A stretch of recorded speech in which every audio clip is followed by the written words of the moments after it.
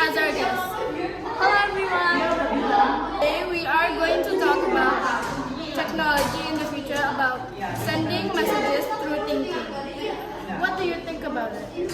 I think that it is really expensive because if you send messages to thinking, think about how you're supposed to put that inside your brain.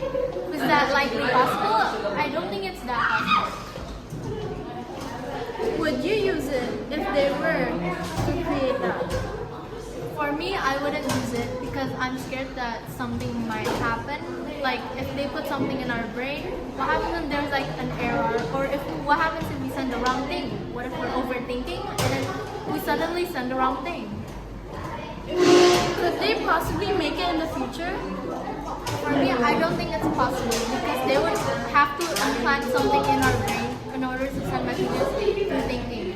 And then that would, even if that was possible, that would cost a lot of money. So, these days, kids are crazy about phones. Would you think that technology would be good for kids to use if it were to happen?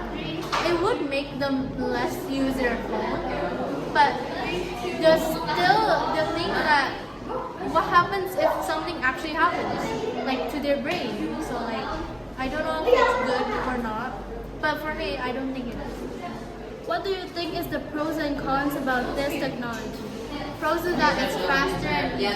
The cons is that it will probably be really expensive, and then it would take so much time to implant a single chip to every single people in this world.